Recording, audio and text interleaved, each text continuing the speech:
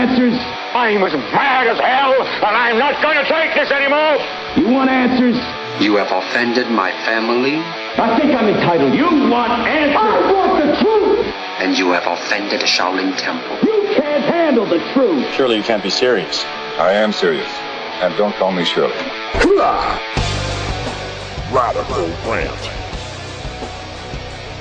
All right, we already briefly went over this in the headlines. That is the crowing coming from Kevin Sabet and Project Sam, in that they recently had a meeting in Atlanta, Georgia, where President Jimmy Carter gave a full-throated endorsement of Project Sam. And this was in a meeting that was attended by legislators and regulators from Colorado, Washington, and the states targeted for legalization in 2016.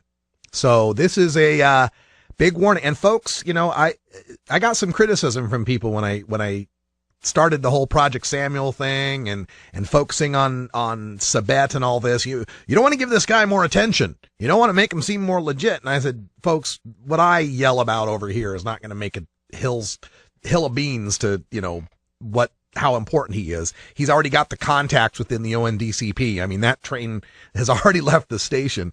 But I was trying to point out to people, this guy is dangerous.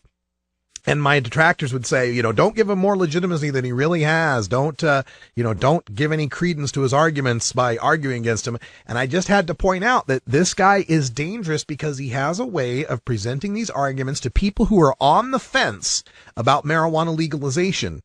People who think that prohibition is bad, but aren't so sure that marijuana is good.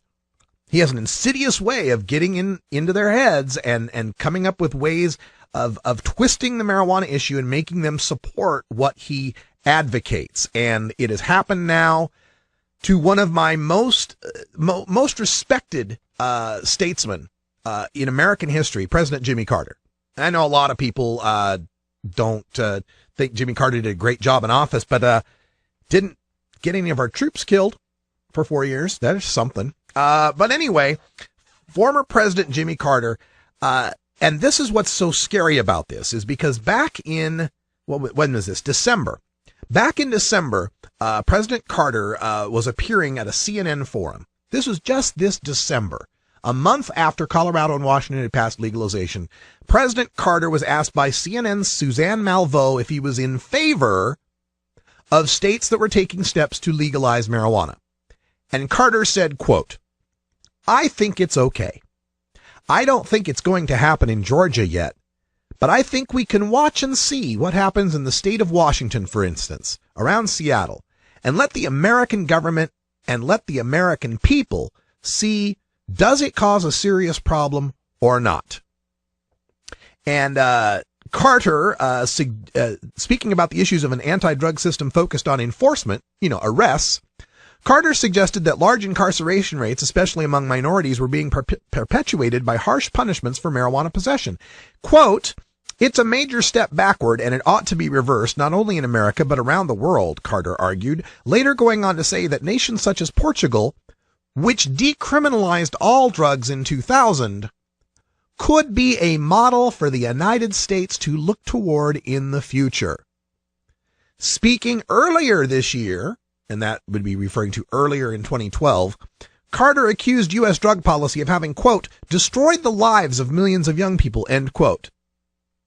So, and of course, we can always go back to Carter when he was actually president, arguing for decriminalization of marijuana, saying that the penalties and punishment for the use of a drug should not be more harmful than the use of the drug itself. Well, Carter has been flipped. Carter's been flipped by Patrick J. Kennedy, and Kevin Sabet there. And here is his latest statement. Quote, "I do not favor legalization. We must do everything we can to discourage marijuana use, as we do now with tobacco and excessive drinking. We must do everything we can to discourage marijuana use, as we do now with tobacco and excessive drinking," end quote. Interesting, is it not, that it's just excessive drinking that's the problem? Drinking a little is okay. Having a six-pack every night would be okay. Having a drink at the bar at happy hour after work, that would be okay. But smoking a joint at home on the weekend cannot be allowed. President Carter, you've lost your mind. So he also says, quote, "We have to prevent making marijuana smoking from becoming attractive to young people, which is, I'm sure, what the producers of marijuana are going to try to do," end quote. Oh, President Carter, have you seen a Lady Gaga concert or a Rihanna concert or a rap concert? It is not the makers of marijuana that have to do a damn thing to make marijuana smoking attractive to young people. Popular culture has done that already. In fact, the proposals in Colorado and Washington have they're proposing strict regulations to curb the advertising, to make sure that it isn't pushed toward kids.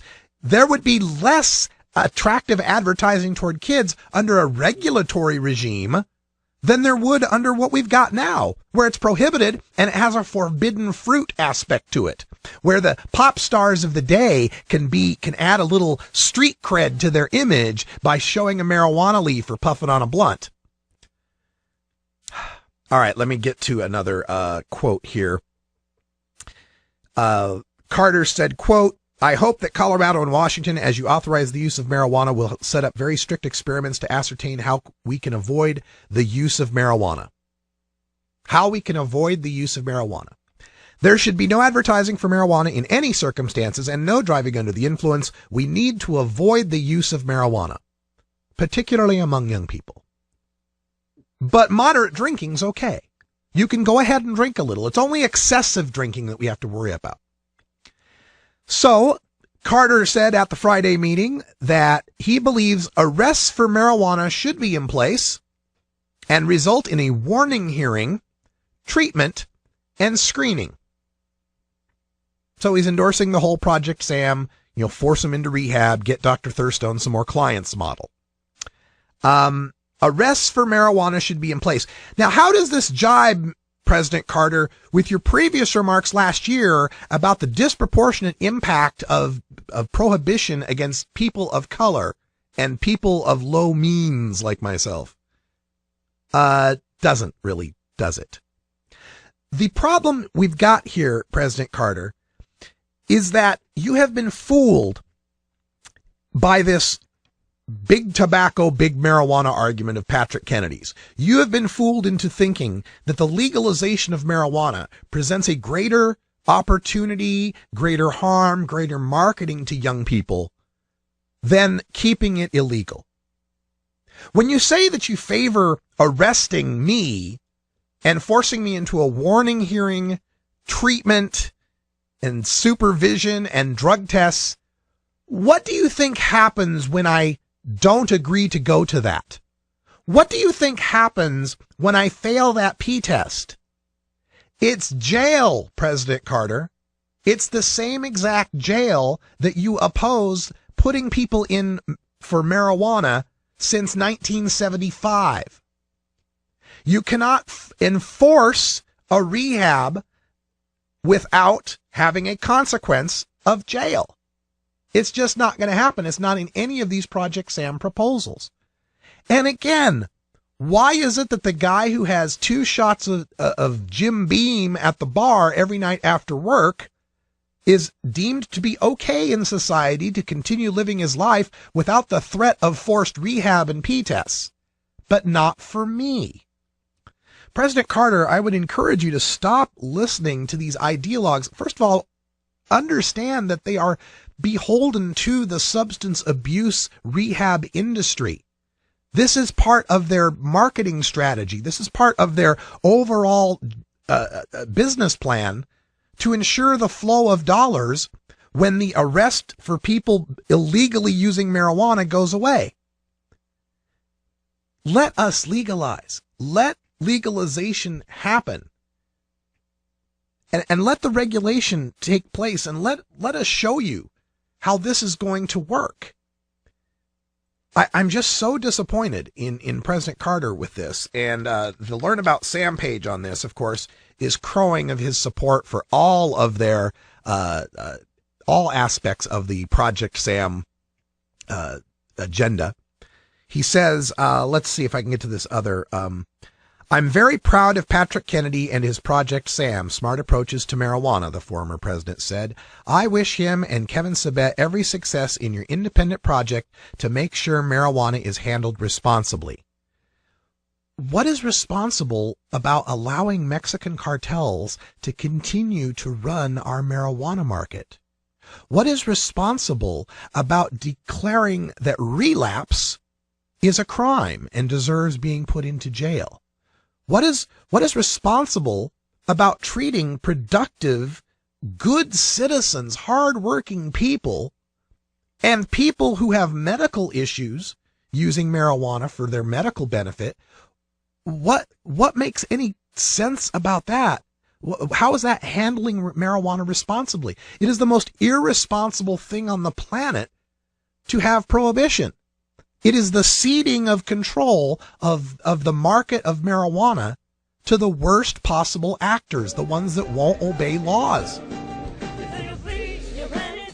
When asked about the decriminalization of marijuana use by Washington State, Mr. Carter said he believes arrests for marijuana should be in place. I said this 35 years ago, this is Carter's quote, that I didn't want to make it so that a person could possess or smoke marijuana with impunity, but that they could be chastised, offered treatment, etc. End quote. Well, I guess you can take the Bible Belt Southern moralist out of the Bible Belt, but you can't take the Bible Belt Southern moralizing out of him, can you? Oh, President Carter. Damn. And I used to defend you so much. Oh, well. We'll talk more about this in hour 2, Toker Talk Radio. Thanks for joining us. Until next time, take care of each other, Tokers. This is the Russ Belville Show. The Russ Belville Show is blogging and podcasting daily at radicalruss.com. You take a seed, you plant it, you grow it, you dry it, you roll it, you smoke it. You take a seed, you plant it, you grow it, you dry it, you roll it, you smoke it. You take a seed, you plant it, you grow it, you